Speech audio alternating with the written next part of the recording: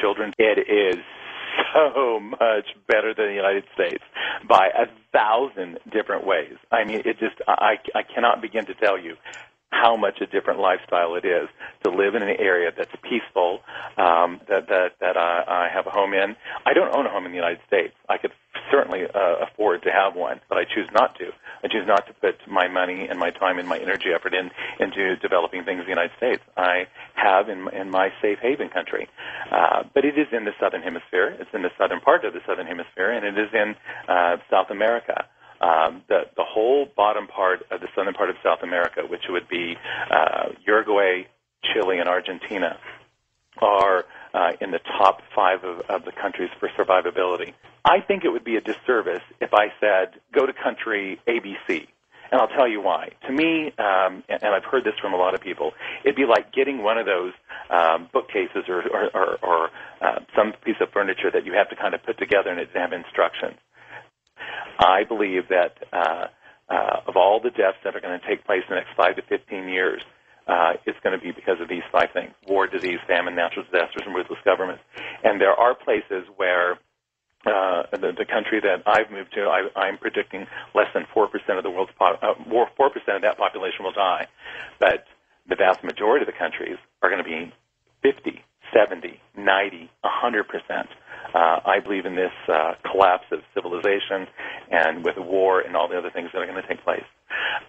There are some countries that are easier to get into than others. There's still a few countries that are not so overwhelmed in their immigration offices by Americans and Europeans. But let me tell you, millions of Europeans and millions of Americans are moving to these countries, and they are overwhelming the immigration offices. So they're going to make it more difficult as the day goes by, as every week goes by, to be able to have Americans get in. I think that you have to look at it as you can look at the ones. Ecuador, I've just recently helped a family move to Ecuador with 5 kids.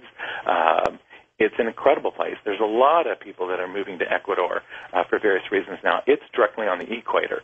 It is in the top 5, but all the countries are in the southern hemisphere. They're in well, almost all of them are in the top 20. There's a few countries that are in the northern hemisphere. But it's difficult to get into some countries. Look at Australia and New Zealand. You have to have a lot of money. You have to speak English. You have to be young, yet you have to have spent your whole career in the same business. It's a point system. There's no easy country to move into. I mean, if you had, let's say, if I owned a country, just me, just let anybody in? No, of course not. We let all the criminals in? No, of course not. Want educated people that aren't going to leech off of the government, etc. So there's things that you have to do, but I've done it. I've helped a bajillion people do it. It's not that difficult. If you have a will to do it, it can be done. And because this new passport application process that's impossible to fill out is relatively new, I'm going to pass on my personal opinion, stick with as much fact as I possibly can.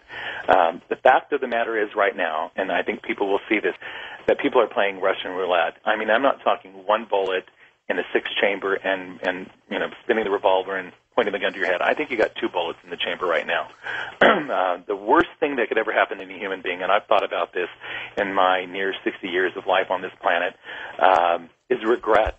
I don't want any regrets, and especially when it comes to my wife and my 2 teenagers. I want to do what's right by them, and I think that everybody listening to my voice right now doesn't want to have regrets.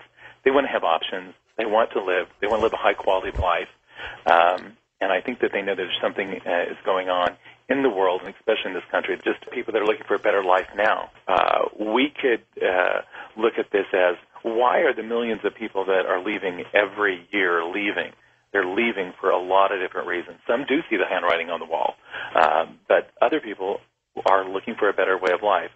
And it's like we live on one planet. People have moved from L.A. to Chicago or from San Francisco to Miami. It's a move. There's some paperwork that you have to get into to any country. They're just not going to let anybody in.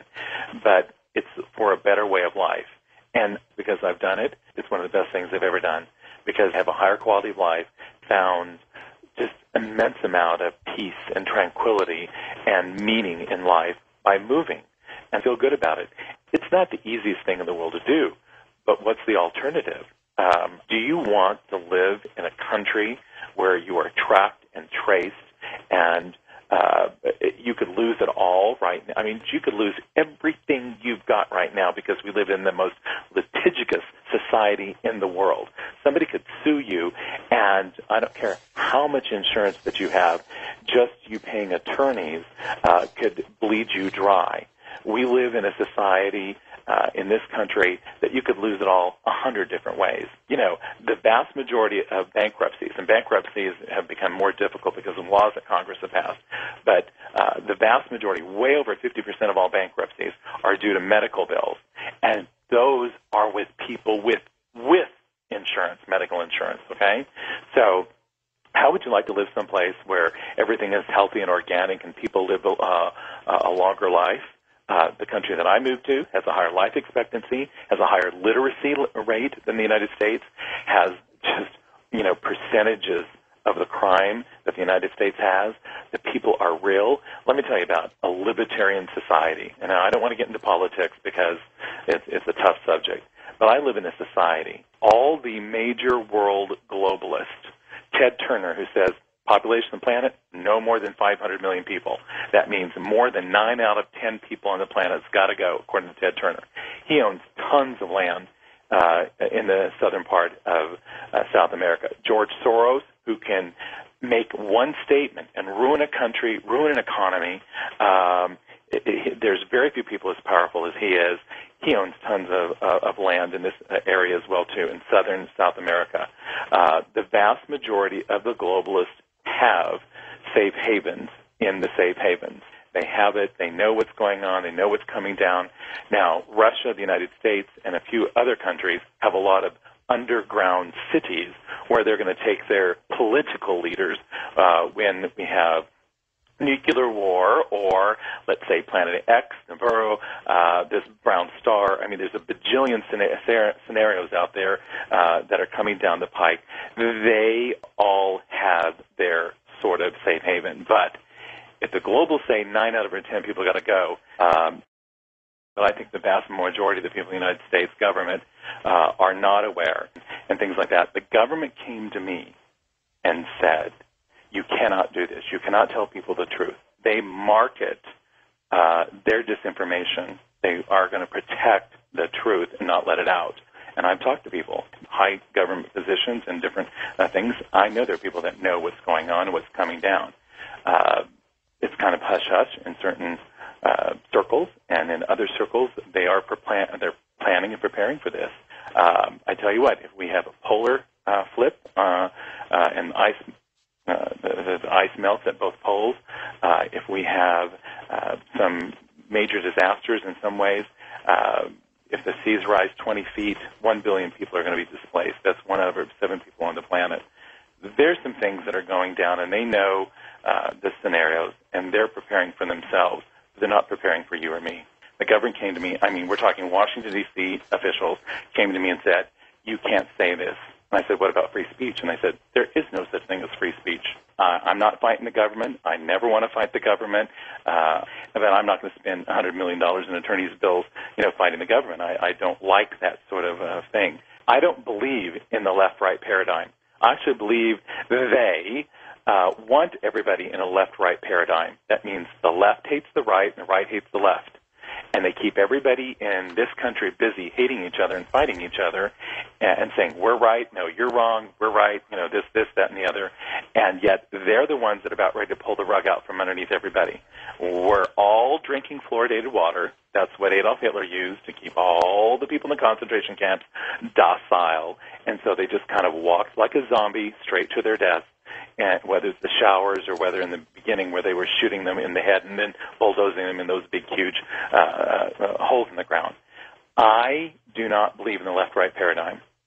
So this is what I believe in. I believe in freedom. And whether you're left or you're right, whether you're a Republican or a Democrat, if you're black or white, rich or poor, if you're Catholic, Protestant, atheist, metaphysical, whatever it is, you would want to live society where nobody hates you. If you were in a left society, in our government, When the Republicans are in power, they have the IRS and everybody, go after